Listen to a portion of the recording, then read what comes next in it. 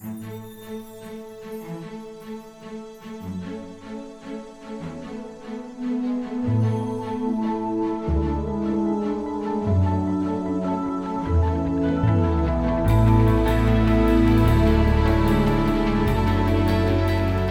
acknowledge our university and community supporters, the University of Iowa's international programs and the University of Iowa's honors program. They contribute vital time, talent, and logistics to our organization. I also want to thank the Stanley UI Foundation Support Organization for their financial support, and I thank today's special financial sponsors, Midwest One Bank and Dave, Denise, and Mike Tiffany. Our programs are made possible by the financial support of these sponsors. So our speaker today is Craig Just. He's an assistant professor in the University of Iowa College of Engineering. Craig earned his master's degree in chemistry from the University of Northern Iowa, his Ph.D. in environmental engineering and science from the University of Iowa.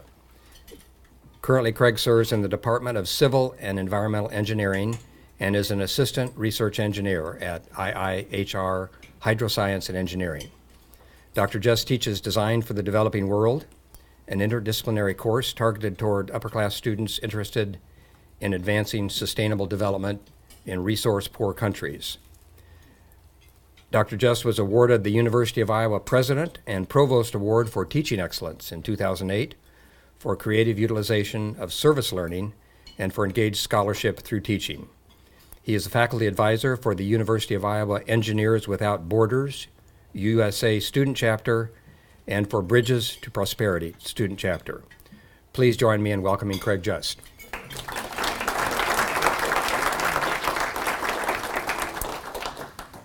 Well, it's very nice to be back. Some familiar faces. It's been a while since I've been here. Several of you have commented, asked if my wife, your dental hygienist in the College of Engineering, is coming.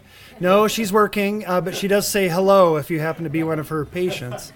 And she sends her best for sure to the entire group. And thanks to the organizers and everyone here.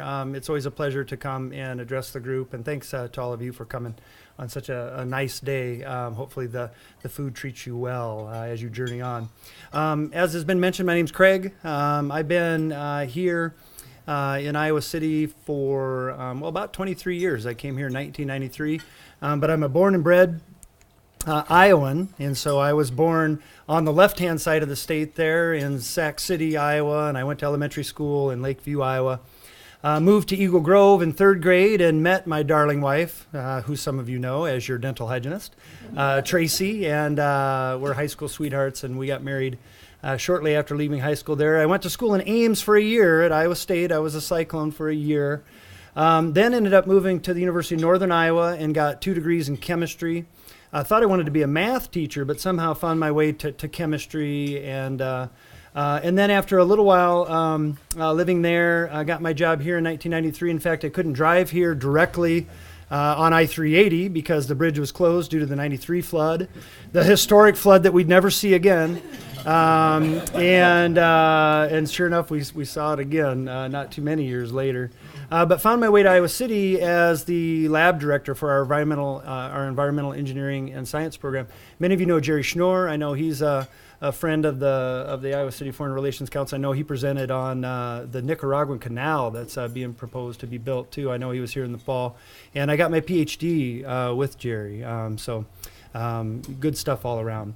I became interested in water and sanitation engineering at a very young age. And so here I am trying to explore some of the modern day technologies on the ways that we get away from our own waste. Many troubles occur when humans cannot escape their own waste. And environmental engineers, my field, grew out of what used to be called sanitary engineering. And that's really our job, is to get you away from your waste. So if you flush later today, you can thank an environmental engineer. All right. I also want to thank Mark Kresowick. Some of you might know him. He was a student body president here a little while ago. I called him Special K. Mark got me involved in this series way back in 2005. He was full of energy and intelligence, and he still is for sure. My talk in 2005 focused on my thoughts about and my experiences in Haiti. I traveled to Haiti for the first time in 2004 to meet Greg Allgood. who was working for Procter & Gamble at the time. Greg is in the light blue shirt if you're unable to distinguish him from Bill and or Chelsea Clinton here in this photo. I had called Greg a few months prior to discuss how we might get pure water purification packets into the hands of people in rural Mexico. I became aware of the need for safe drinking water in Mexico after traveling there with students as part of the Jicotepec project, which was founded by Rotarians in Iowa City and is still going strong today. One of our environmental engineering students at the time, Marcelo Mena, who is currently the country of Chile's Undersecretary for the Environment. It's also his birthday today, at least that's what Facebook tells me. Marcelo brought some of these pure water purification packets to Jicotepec and demonstrated the product at La Feria de Agua Potable, the Potable Water Fair. And there it is in all of its glory in 2004, right in the heart of Jicotepec. But Greg Allgood let me know that the pure packets would not be available in Mexico anytime soon. Convinced of the power of the product, I asked Greg, if not Mexico, then where will you be distributing the pure packets in the near future? Greg replied that the packets were being launched in Haiti and that he would be there later in the year to observe how it was being used. I replied, I'll meet you there. So I flew to Port-au-Prince, Haiti in the late summer of 2004 to meet Greg and his colleagues from Population Services International, PSI, an NGO charged with distributing the pure packets in Haiti. I was not a very savvy traveler at the time, and I certainly couldn't speak Creole. A man with a PSI sign spotted me. I was the only blonde at the airport, so when I go to Mexico, I'm a gringo. I go to Haiti, I'm a blonde. And I promptly left the building, got into his truck, and was whisked away to the PSI headquarters. Well, it turns out that Greg Allgood arrived at the airport shortly after I did, and we were supposed to wait for him. So my first face-to-face interaction with Greg began with apologies for making him find a cab. During the short trip in Haiti, we saw women's groups using the pure packets for the first time, and it's very interesting training for an engineer like myself. I'll demonstrate the purification process for you as I describe what I witnessed in Haiti regarding the use of the product. I also want to note that this product is a classic example of reverse engineering, a process that occurs at a large scale in a developed country for use at a much smaller scale in developing countries. One way that what we do here might help someplace over there, wherever that may be. We create our drinking water here in Iowa City from the Iowa River, and this product that I'll show you uses many of the same processes needed to accomplish that feat. I call it a drinking water treatment plant in a packet. So hopefully, with any luck, I'll be able to show it here without spilling too many things. You can no longer, I used to give a warning. I said, just like a SeaWorld with the Shamu display, I can't guarantee dryness in any of the front rows. But now SeaWorld doesn't do the Shamu thing anymore, so I guess we'll all be dry from now on. So you might imagine some beautiful Iowa River water, some of its finest at this time of year in particular, where our spring runoff makes the water look crystal clear. So we've got a little consumer product here, right? My drinking water treatment plant in a packet. I pour it in, all right? By the way, this is part of my amazing water purification show. I've got a road kit over here. I take it on the road all the time. Maybe you can see me at some other local place. One of my favorite places I ever did this was at essentially open mic night at the Mill. It was a lot of fun. That was a classic event, one of my favorites of all time. And I will say, too, as for any students in the room, I met a second-year engineering student, Mike Schaefer, at my talk here in 2005. I did the same thing, and we set up a table over there separately for this demonstration. And Mike was an honor student here, and he volunteered just out of the blue. I hadn't met him yet, and he said, "Hey, you need any help?" And I said, "Well, you can stir this thing while I'm talking." And Mike did that, and he's just a great guy. And I can tell you a little bit more about him. But some of the facts and figures for this product, first of all, it removes a whole lot of the common bacteria that we're, used to, that we want to get rid of for our water here. Removes viruses. Actually can even remove some protozoa, some things that are actually resistant to chlorine, disinfection, and whatnot. And in special cases, although I wouldn't recommend it, it can remove arsenic as well, which is very common in many parts of the developing world.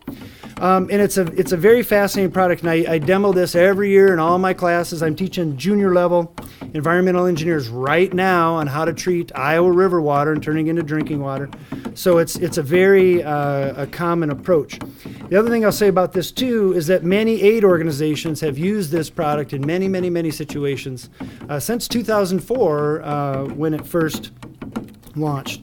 Now every now and then I've got to kind of slow myself a little bit and see if it's ready. Oh, it's getting close. I think it's got to brew just a little bit more. And I'll show you here a picture of Mike Schaefer, who I mentioned earlier. I did this demonstration then as well, and he volunteered to assist. I have subsequently gone around the world a few times with Mike, and he has gone around the world many, many more places since. He's a Ph.D. student at Stanford now, ready to graduate this summer. This picture shows Mike doing his Ph.D. work in Cambodia, where he spent almost one and a half years doing research and enjoying life. And in fact, Mike is a expert inorganic geochemist, and so he studies arsenic in drinking water wells in Cambodia as part of his research. So one of the interesting things too that I'll say, going back to the focus groups in Haiti, these packets come with instructions. Hopefully you can kind of see them there, and it says mix. All right, fair enough, mix.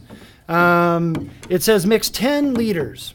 Now remember, I'm at this focus group with these with women that have been, I guess targeted or selected to try this product out and see how it's going to go. Well, we saw them doing it, and the instructions say 10 liters. Not 9 to 11 liters, and so they felt it meant 10.0 liters. And so no graduated cylinders, no, so in the absence of, quick ways to measure it, they're doing their best to measure out what the instructions say appears to be a very important instruction, 10 liters, really close. Turns out that doesn't matter. For an engineer, how do you then articulate what is important and what is important and what is not important as you do this process? The next thing it says is stir for 5 minutes. So they got out their cell phones and they got the timer. No cell phones, no timers. They got out their stopwatches or their wristwatch. No wristwatch either. So what happened was we had to learn that it takes about 5 minutes to cook a plantain. And that was what we said. Well, how long do you stir? About as long as it takes to cook a plantain. All right, so then it says wait 5 minutes, and we can do that now. And actually, a lot of times this looks a lot better, although my camera guy probably won't want that. If I put it in the light of the projector, you can see it really well typically. But see how fast the particles are settling out? This is what environmental engineers call coagulation, flocculation. Oh boy, you can't leave my class without knowing what that is. But the point is we take little particles and coagulate them, which essentially makes them into big particles, just like your red blood cells, will do coagulation for you as well. And so you can see now that the water on the top is clear and colorless, just like what we're used to seeing here in the United States, for sure. The next instruction says, pour it through a 100% cotton cloth. All right, that's fine. So I've got one here. This is not a special cloth. This is just something from the kitchen sink. No big deal there. And you pour it through there, and it pours really fast, right? No problem. Well, this focus group in Haiti, with these the women there who'd never seen this product before, decided that that this was an important filtration step. Turns out it's not. So they got a 300 thread count bed sheet, and they had 4 women, one on each corner, and then they let the bed sheet sag in the middle, suspended over a bucket on the floor, right? Can you kind of envision it, right? Then a 5th woman took the bucket and poured it into the middle of the suspended bed sheet, and what do you think happened? Drip, drip, drip, drip. So it took them over an hour to purify 10 liters of water. And if you remember the look on the woman that I showed you earlier, it was a look of skepticism to me. Hey, you guys have shown up before, or people like you have shown up before, promising us a better way of life with your interventions and things that they might be. And yet you think I've got an hour to do this sort of stuff. And so it was a good lesson in how to take your engineered solutions, or your chemical engineered solutions in this case, and to translate them into people that might need to use them. So the story goes on with remembering that Hurricane Jean struck Haiti in September of 2004, shortly after I left. Gonaïves, the port city where Haitians declared their independence from France in 1804, was particularly hit hard by Jean. Almost 3,000 people died there alone. Hurricane Jean arrived on a Thursday, and after a couple of restless nights, I sent an email to everybody I knew on Sunday evening. Within 10 days, about $10,000 had been raised to purchase pure packets for Haiti. Old friends, Rotarians, Coralville United Methodist Church, and many others stepped forward to give. I went back to Haiti during spring break of 2005 with a group that included UI Professor Maureen McHugh, Mickey, all right, so our beloved Mickey, took me on a trip to Haiti. I left for the trip deathly ill, and I came back deathly ill, and Mickey did her best to kind of drag me around the country. It was a heck of an experience for me, for sure, and her energy was very evident for the whole time. I wish I could have only kept up. I will never be able to keep up. But Mickey was there. 4 UI students from engineering, medicine, and international studies were there too, and Greg Allgood. We toured Haiti extensively, and I became afflicted. The old saying held true: we need to comfort the afflicted and afflict the comfortable. Sometime after these trips to Haiti and before 2009, one of my Hecotepec project colleagues, Jim Peterson, Hazel Seba, Chris Catney — Hazel's here too, by the way, Jim's here too — Chris Catney, Gene Florman, one of them introduced me to the words of Ivan Ilitch, commonly referred to as "to hell with good intentions." Maybe you've heard of it before. Let's talk about a little bit more about this. In our class, we may have even had some of our students read this piece during the course. I think we did when we launched it. Yeah, so we had students read this piece. Ilitch delivered his words to the conference on Inter-American Student Projects in Cuernavaca, Mexico on April 20th, 1968, about a year before I was born. Ilitch was known for, and by the way, about a year before I was born, I've got my notes from the last 2 times I've spoken here, in 2005, then 2009. Font size 12, 16, about 20 now is my font size to pull this off.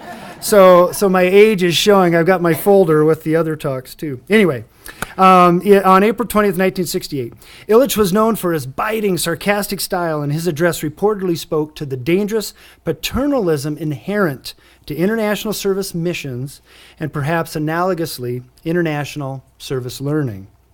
Those last 2 sentences were taken directly from my Iowa City Foreign Relations Council talk on April 7th, 2009. My presentation was titled, "To Hell with Good Intentions? Reflections on Trying to Save the World."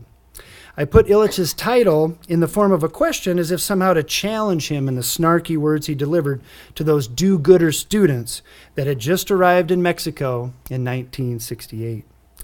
The scene in my mind occurs in the basement of a church or a community hall filled with 50 U.S. students ready to save the people of rural Mexico through their 12-week summer service mission. This is how Ilitch began his address to the students. In the conversations which I have had today, I was impressed by 2 things, and I want to state them before I launch into my prepared talk. I was impressed by your insight that the motivation of U.S. volunteers overseas springs mostly from very alienated feelings and concepts. I was equally impressed by what I interpret as a step forward among would-be volunteers like you. Openness to the idea that the only thing you can legitimately volunteer for in Latin America might be voluntary powerlessness, voluntary presence as receivers as such, as hopefully beloved or adopted ones without any way of returning the gift. I was equally impressed by the hypocrisy of most of you, by the hypocrisy of the atmosphere prevailing here. I say this as a brother, speaking to brothers and sisters. I say it against many resistances within me, but it must be said. Your very insight, your very openness to evaluations of past programs make you hypocrites because you, or at least most of you, have decided to spend this next summer in Mexico, and therefore you are unwilling to go far enough in your appraisal of your program. You close your eyes because you want to go ahead and could not do so if you looked at some facts. Ilitch continues. It is quite possible that this hypocrisy is unconscious in most of you. Intellectually, you are ready to see that the motivations which could legitimate volunteer action overseas in 1963 cannot be invoked for the same action in 1968.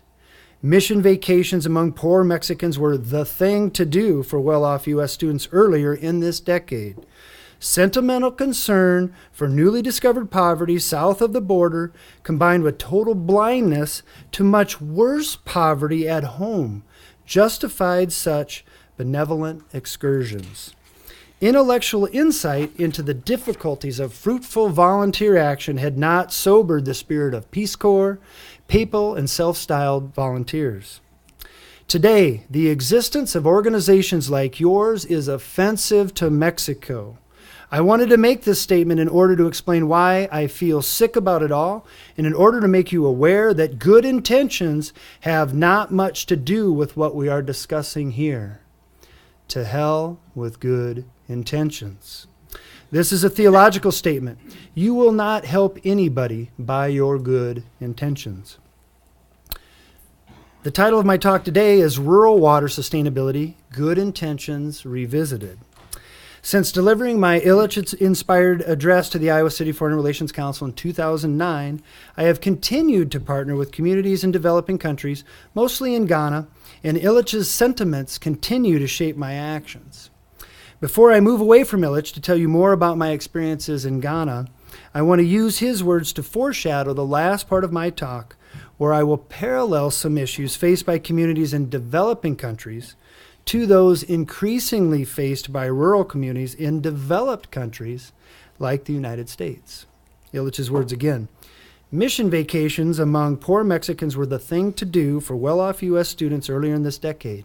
Sentimental concern for newly discovered poverty south of the border combined with total blindness to much worse poverty at home justified such benevolent excursions.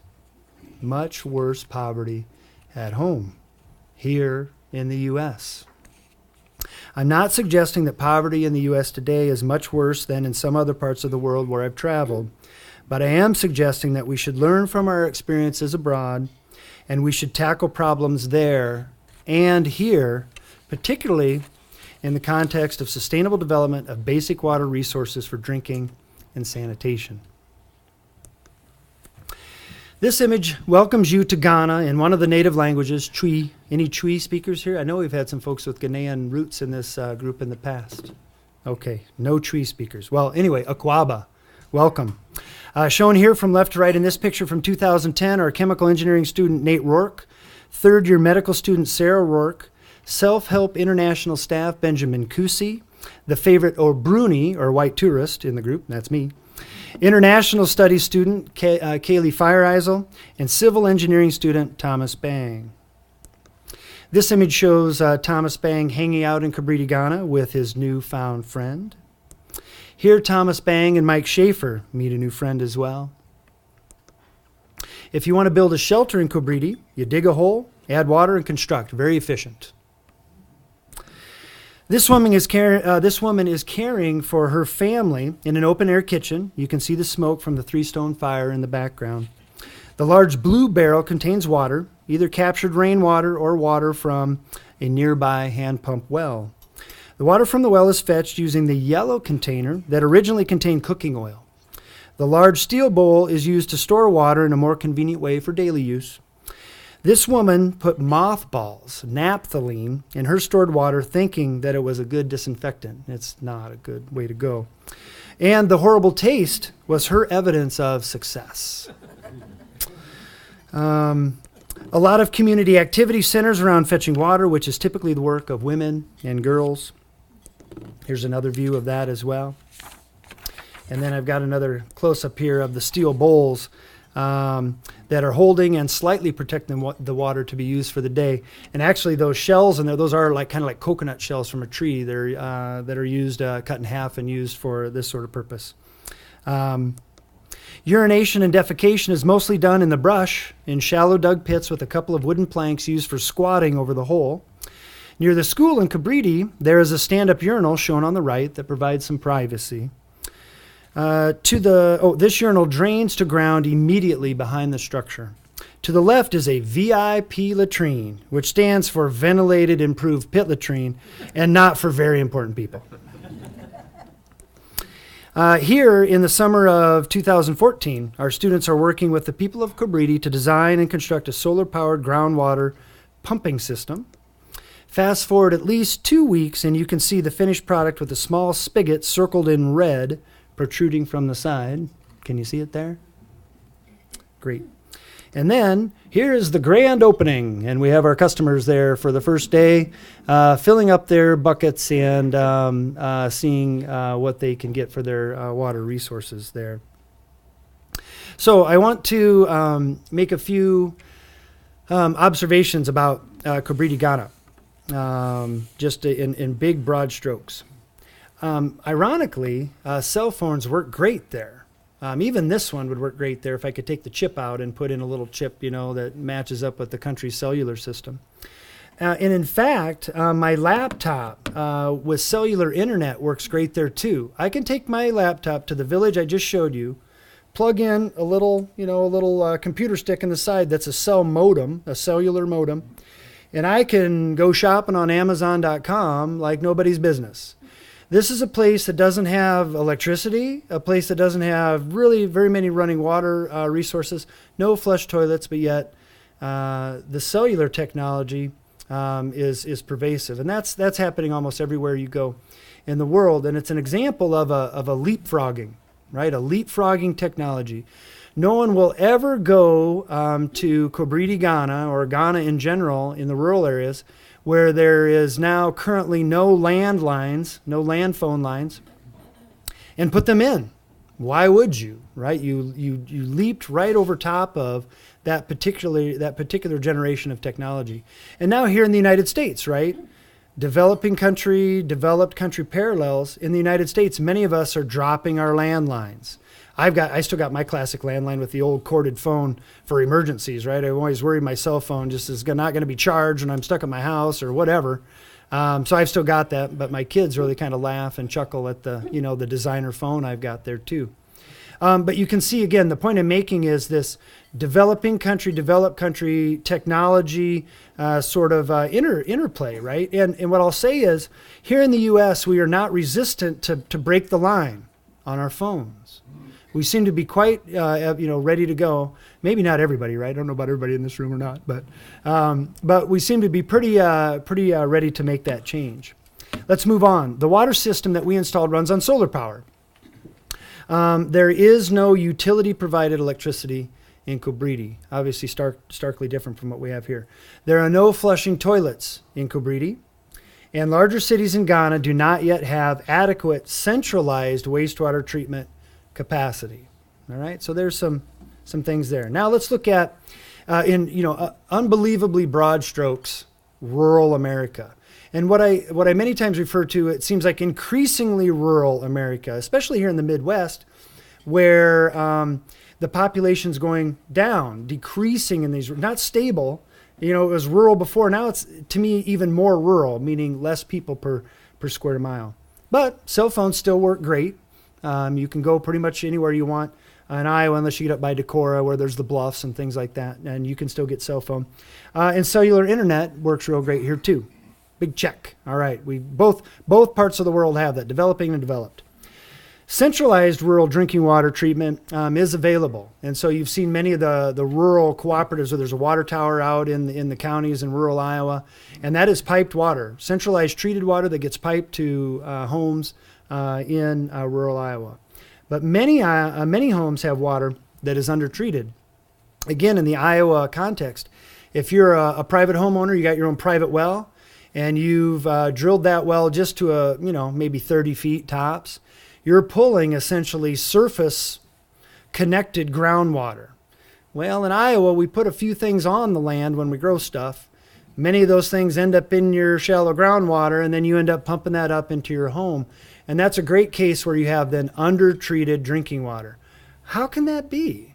How can we have that here? We're the developed world. And so in many ways, I could make an argument, although this doesn't do very well for nitrate, by the way, but I could make an argument that there should be some in-home treatment technologies here in the United States so that then people in some of these rural America sites get the safe drinking water that we think they have, that we know that they do not have in every case.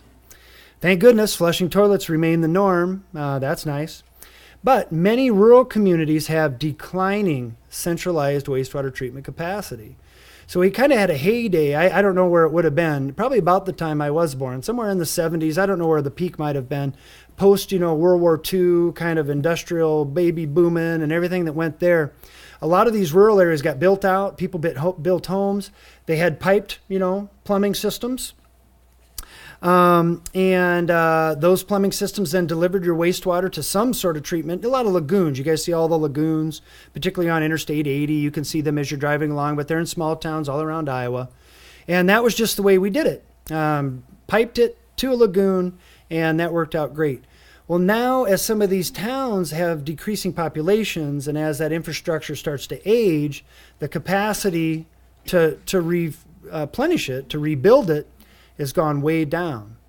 And all of a sudden you start to think about, wait a minute, what are the parallels again between that situation in rural America and what I've just showed you in some of these other places who have never had piped flushing toilet sort of technology? Is there an opportunity for Cabrita Ghana to leapfrog over something? And then is there an opportunity for us to quote unquote kind of leapfrog to a different place as well? And that's the connectivity that I want you to think about. Before we move on too far to that, and I'll show you an example of exactly what I'm talking about, the national organization Engineers Without Borders USA has made the same observation as Ilitch, that we cannot neglect domestic poverty while trying to save the world. In fact, for those that take Ilitch to heart, the lessons of the developing world can actually inform our domestic community development work. And so what's shown here is a brand new program called the Community Engineering Corps. That is a function of Engineers Without Borders USA, the American Water Works Association, and the American Society of Civil Engineering, recognizing that these large organizations based in the United States, but Engineers Without Borders in particular, sending students and engineers and professional engineers and the like off to developing countries to do projects like, wait a minute, we could really use you guys in our own backyard. And where's that connectivity, and what should we be doing about that? And then I often ask myself, what should I be doing? All right, well, Craig, step up. So recognizing our domestic needs, I have launched the Iowa Small Community Wastewater Research Program. I am a researcher after all. More affordable, more robust systems designed within the current and future realities of Iowa communities are needed. This is called use of appropriate technology, a buzz phrase I've used many times in my Design with the Developing World course since 2006. We talk about it all the time when we're talking about designing for the developing world, the use of appropriate technology. Well, so what is appropriate technology now in this increasingly rural America? Is it flush toilets with pipes that lead to some sort of treatment technology? Or is there something else we should think about? So, and speaking of human waste, a huge part of the expense of a flush toilet in a small town involves conveying the waste through pipes to a lagoon or other treatment facility, as I've mentioned. Septic tanks are not appropriate in many cases because you might discharge your treated waste too close to your neighbor's source of drinking water, a private well, for example. What if we had a toilet that didn't require any collection pipes? By golly, there is one. And so I don't know if you guys follow like the Bill and Melinda Gates Foundation, but they've been doing this Reinvent the Toilet Challenge for several years now. And in my Design with the Developing World, we redesign the toilet every year in class. I've seen some pretty interesting things for sure, most of which are nowhere near as elegant as this, but keep in mind that much innovation has been put in there for sure. This is a prototype. This one's made out of plastic, but I've also seen some made out of stainless steel as well. Notice the toilet itself is a bit up on a pedestal. There's actually a little step you have to have there if you look at the image on the left. If you split it right down the middle and take a peek at it, that's that image on the top right, and you can kind of see the guts of the toilet in a view there. And then if you look at that bottom picture, and it may be a little hard to see at distance, but the point is this. When you do your business, all right, it's captured in the bottom of the bowl. When you flush, a rotating device rotates your waste and positions it about 270 degrees from where it originally was, and then a little wiper comes by and squeegees it right off, puts everything down in there. How's that Indian food settling in there now? All right, so squeegees it right off and puts the liquids and the solids in the bottom of the tank. Then after that little squeegee process occurs, it rotates back 90 degrees, and it's now ready again to receive the next round of human waste. The interesting thing about it is that this thing has the most advanced membrane, we would call it nanomembrane technology in environmental engineering, technology to filter water vapor. So what happens is the liquid then is allowed to form a vapor. The liquid is heated a little bit, and only the vapors go through the membranes. That means that no bacteria or viruses are going to make it through, right? The water vapor, it's in the volatile phase, it goes through the membrane. Then it moves into those two little blue stacks. If you look back on the left-hand side, those little blue stacks have little glass beads inside there. The water vapor goes up those stacks, it cools down and then condenses, drips back down and gets collected in the tank where your feet are when you're actually going to the bathroom. That little part that sticks out to the front is where then this relatively pure water, it's not going to be biologically active. Now, I wouldn't drink that water necessarily, but you can certainly use it to water your rose garden or something like that. So you can take that water out and reuse it. The solids that you produce are actually elevated by something called an Archimedes screw. You can Google it if you want to know what that is. But it elevates it to a chamber that then encapsulates your waste in paraffin wax. So you've got this encapsulated human solid waste in wax. The nice thing about putting it in wax, it doesn't smell. It won't smell, right? Then you got to have your toilet, service person come every now and then and collect your waste. And then every 6 months or so, the service person then has to change the filters and has to put in new beads in those water condensation columns. Other than that, there's no pipes, no smell, and you can flush in relative ease, recognizing that all the expense that your town might face. I mean, think about it. You go, ugh, I don't want to do that. That's like an outhouse or whatever. You can say that all you want, but the trade-off could be your town just simply going bankrupt for lack of the resources to cling to the old technology that required pipes, some sort of centralized treatment system. So think about it, right? Think about it. And I would encourage us all to think about it. And we need to think about things like this if, again, we want to enable rural sustainability in the context of what I've learned and what many of you have learned in developing countries. So, in closing, I hope the water purification packet example allowed you to appreciate that the lessons of the developed world can indeed serve the developing world. I hope the reinvented toilet story allowed you to imagine that as the developing world leapfrogs over piped wastewater solutions, that the same can occur in our developed country. And I hope that Good Intentions Revisited has allowed you to appreciate the lessons of Ivan Ilitch. Thank you very much. This question, what happens to the water systems in Ghana when they break or need maintenance? Are materials, tools, etc. available to them? Wow, you're not messing around with that one. So when I teach in my class, Design with the Developing World, we prefer everything that you need to do whatever you're going to do is available within 2 hours away. And that's kind of the rule. And so everything that you saw built for the solar-powered groundwater pump was all sourced in Ghana. Everything is there, solar panels, everything came right into Ghana. We didn't pack up giant boxes on an airplane and take all of our stuff there from here. But what I'll say is you need to be careful and over-design. Just like anything, stuff can break, and that system I showed you is currently broken.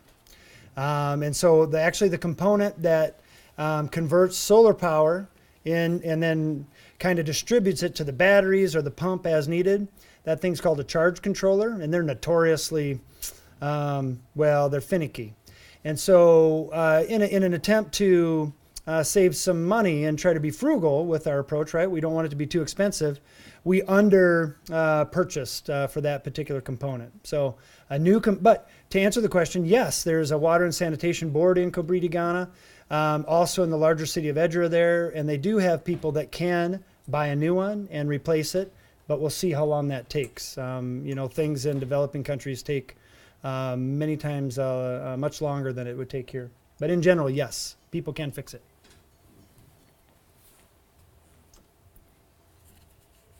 This question asks, there are many composting toilets that seem simpler and cheaper. Are they not good enough? So I think composting toilets are great. My proposal to the Bill and Melinda Gates Foundation about 4 years ago was called the Composting Micro Toilet, and it had a business model and everything. It also had a service person that would come along, would charge you a small fee for a per use, and in return for that would keep the thing clean. What you need to imagine this thing would look like, kind of like the game day porta potty, kind of like that sort of a model is what I had in mind. But instead of having the nasty blue liquid that's in the bottom of there when you're at the concert or at the football game or whatever, it was a composting toilet. So it had 2 seats, it had a left and a right, and when you filled one up, you shut the lid and let it compost, and then you used the other one. And then after a while, then someone would come and collect that compost.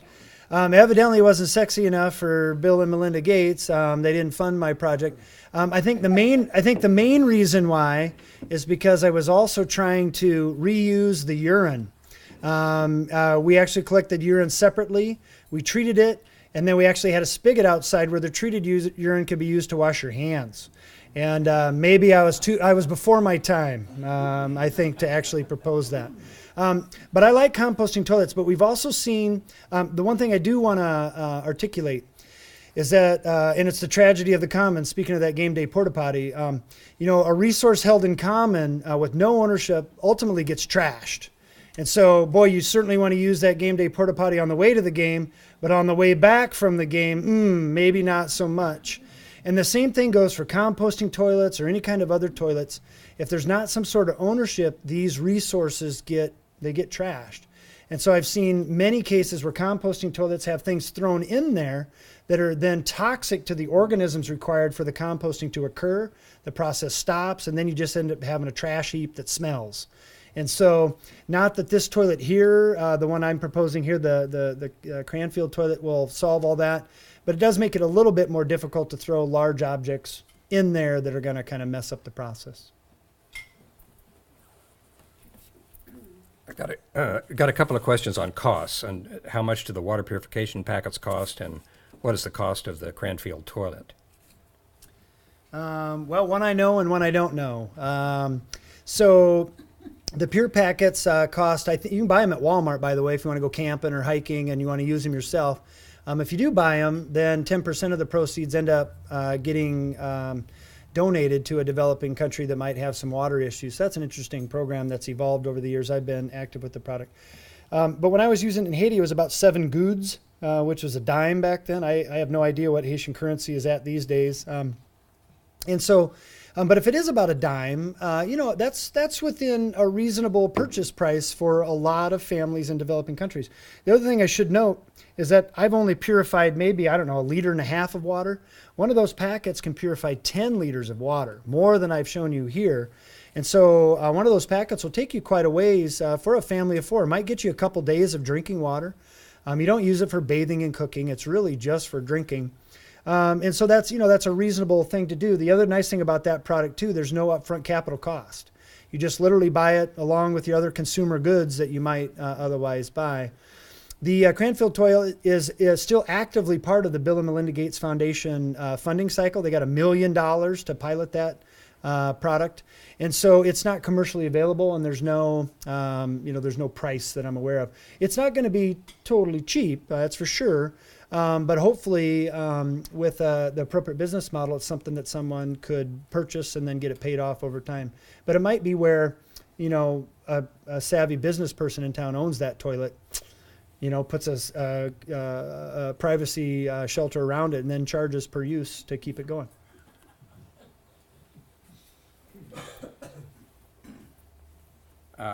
So one question asked, does the water purification packet produce chlorine disinfection byproducts? That's a great one. Well, so I didn't realize, so let's go to the board for a little chemistry lesson today. This product does use a solid form, a crystalline form of bleach. So this one used calcium hypochlorite. It was in the packet. So when I dumped it in, that dissolved. And that's bleach. That's what we use to disinfect our water here almost exclusively in the United States. So you do have bleach in your water. You should all know that. If you add bleach to dirty water that's visibly dirty with something called natural organic matter, the chlorine reacts and produces things that cause cancer, like chloroform and some other things like that. So these chlorinated organics known to be carcinogens.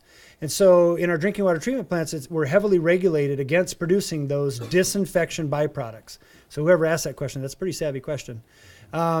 This product here does a pretty good job with it because it started like this, and all of the organic matter that would react to form the disinfection byproducts, if I would have poured all this water over into this container, then there's no longer any particles for it to react with to produce the disinfection byproducts that cause cancer. So this is a relatively low, this would meet U.S. standards for drinking water. You could drink this in the U.S. and you would not be violating federal law. The World Health Organization recognizes this as a fully protected source of drinking water, including a relatively low ability to cause cancer in humans through disinfection byproducts. Okay, I've got a couple of questions, as you might imagine, about Iowa. This is a two-part question. Over 500 Iowa towns are unsewered. Are any of them looking at using the Cranfield toilet? That's one part. And then the second part, which you knew was coming, please comment on the Des Moines Water Works lawsuit over nitrate pollution and Iowa water quality in general. Sure, I could do that. That may be another talk. No, well, it might be another talk. Yes, the Iowa Small Community Wastewater Research Program that I've proposed, it's been floating around the state legislature for funding and whatnot, does recognize that there's about 867 communities of 5,000 people or less who might be facing a wastewater treatment upgrade project in the next few years. And appropriately sized projects could save anywhere between $150,000 and $250,000 per town. And so, I got the figures on my thing. We're going to save Iowa $100 million if you, invest. I'm a researcher after all. In about 8 or 9 million in my project over the next few years. So hopefully we can sell the value of that to reasonable Iowans. It's as Ilitch says, it's with I think he said great hesitation, or with all the resistances within me, that he speaks these words. Well, I have some resistance to even show you the toilet I showed you, because some people out of context will say, well, Craig just says he's going to show up and take out our plumbing system and put in this stupid toilet. No, I hope I can sell you on it a little bit more nuanced than that. And so I don't know that the Cranfield toilet's going to be showing up in rural Iowa anytime soon, but maybe someday for sure. The Des Moines Waterworks lawsuit. So I showed you where I'm from, right? You remember the left-hand side of the state, Sac City, Iowa. That's where I was born. That is one of the counties being sued by the Des Moines Waterworks. So my birth county is really the epicenter, I would argue, on the entire planet, where we're able to put the most nitrate into our surface water. I don't think you can go very many other places on the planet where that's done to a greater extent, both in concentration and duration, I would say. So let's just name that. That's just a reality. That's physics and chemistry. So lots of and the reason why, it's part of the Des Moines lobe. If you know your geology a little bit, there's a geology reason why that particular area is so vulnerable to that occurrence. And so there's that. It's a classic example of, and by the way, we have I'm part of a new project here in the state of Iowa called the Iowa Watershed Approach. It's a project funded by the Housing and Urban Development Department here in Iowa as part of flood recovery efforts. But the point is, it takes this watershed approach. And one of the key things to that is to set up watershed management authorities. They don't have much authority, by the way. They can't condemn land. They can't, they can't do taxing. But the point is, they're watershed-based entities that make decisions in the context of a watershed rather than counties and things like that. And for many of our water issues, including flooding, including water quality, if you don't look at it in the context of a watershed, good luck trying to solve the problem. And so I think it's fascinating. It's brought the dialogue to the forefront of who should pay for things like this. The Des Moines Water Works is able to put a real dollar amount on what it will cost them to remove nitrate. Our own University of Iowa drinking water treatment plant, for the first time in its history, will also be installing a nitrate removal system because even the Iowa River is becoming increasingly vulnerable to nitrate concentrations. And so it's not just over there, it's over here, it's a statewide phenomenon. And so I'm glad the dialogue is occurring. I'm glad, too, that the water quality issue is now a named problem, seemingly across the political spectrum here in Iowa. And now we're having the dialogue on how to pay, how to deal with it. So at least the problem is more widely acknowledged than ever. And so someone in my position, obviously, I've been hoping for that for a long, long time. And so to the extent that the Des Moines Water Works lawsuit did those things, the Supreme Court also just ruled on a case in Chlorine, Iowa, with respect to a degradation study, a non-degradation study for discharges from a wastewater treatment plant there that perhaps weren't done at the highest level and will have to be redone, again, with environmental considerations in mind. So we're having the right conversation, in my view. And again, if that lawsuit brought that around, great. And, it remains to be seen what the long-term impact of that sort of play in the sandbox or the watershed results in. Okay, I'll end with this question. What would you tell Ivan Ilitch today? That's a good one. Well, beyond thank you, how bold. These in my talk that I gave in 2009 on this topic, I painted the scene a little bit more clearly. These students, it's 1968. There's no, oh my gosh, these students, they don't call home, after getting this thing right. Anyway, so. What a stand-up guy, and I like the way he contextualized his comments as saying, man, I know this is going to hurt you, but I must say it.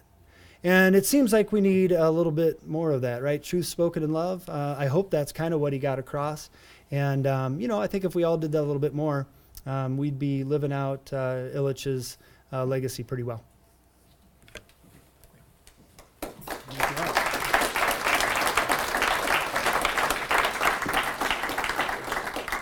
Thank you. On behalf of the Iowa City Foreign Relations Council, I give a big thank you to Craig Just for his presentation.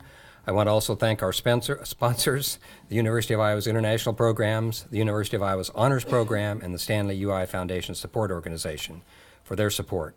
And again, we thank today's financial sponsors, Dave, Denise, and Mike Tiffany, and Midwest One Bank. And we thank City Channel 4 for making our programs available to viewing audiences.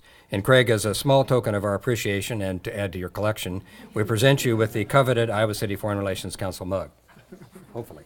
Yay. Thank you very much. Thank you very much. We are adjourned. Thank you.